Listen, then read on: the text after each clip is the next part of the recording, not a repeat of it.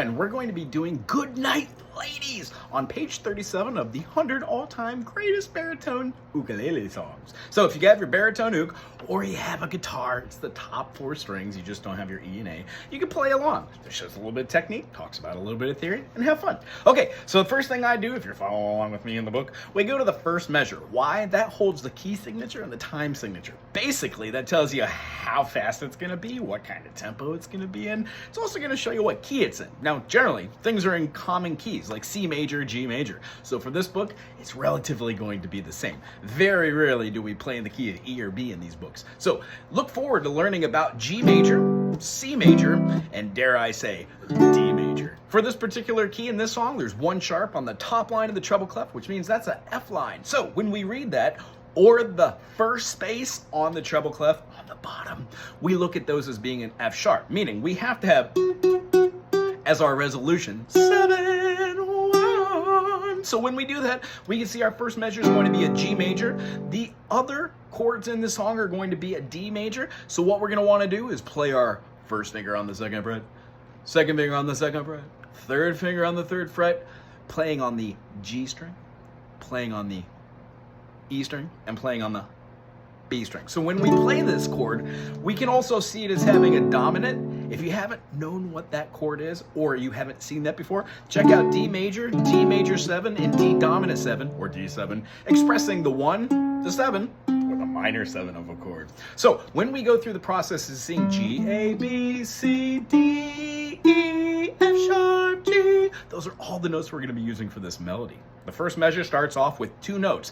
Those are half notes, which means in 4/4, the time signature, each one of those gets 2 beats, which means the quarter note gets the beats. There are 4 beats per measure because the 2 half notes represent 2 and 2, 4 beats. And then when we go through the whole song, we don't really have a pickup note because in the last measure, there's a whole note, which is representative of 4 whole beats.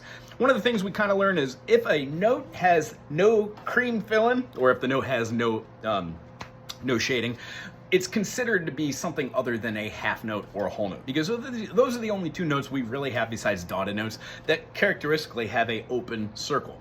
Whole note being no stem, half note having a stem, and then dots accordingly. But after that, it becomes quarter note divisions. So when we go through the process of playing a G major to a D major, the next chord we're going to play is a quick G to a C. So what I suggest is instead of playing with 1 finger to do all your manipulation, you can play with the 3rd finger, or dare I say the pinky, and have this one ready already. Even if you wanted to play this D major and have just this here, you could go. That's a pretty smooth change, is it not? Or you can just use the 3rd finger and go down. I just don't recommend using the 2nd finger and then dropping back. Unless that's your technique, then go for it by all means. So we're going to have Good Night Ladies, Good Night Ladies, Good Night Ladies, we're going to leave you now. It's a quick turnaround. We're playing the 1, G, A, B, C, D. So then we're going to play the 5, 1, back to the G, the tonic, the root. The whole thing is built off of this because we're in the key of G. When we go to the C there, G, A, B, C. Now, more importantly, sonority G major, A minor, B minor, and C major. So when we go to that, we're definitely playing a song that has 3 majors. The reason why I showed you the D7 is that's a great chord to play in the last measure after we get through the repetitive theme. And also, pop quizaroo, if you could put in the comments section below what common theme melody is going to be played next at the 1, 2, 3, 4, 5, 6, 7, 8, 9th measure. After we get done with that, going to leave you now, 2, 3, 4. Merrily we roll along, roll along, roll along. Merrily we roll along and over the dark blue sea. If you can name that melody down in the comment section below, it is a staple of other Americana music. So, 1 time through, and I'm going to play the melody as well. We have Good Night. So open, open, and then because that bottom note's a D, you guessed it, we can hit the bottom note. Good night, ladies. Good night. 2, 2. Open, open. 1, 1.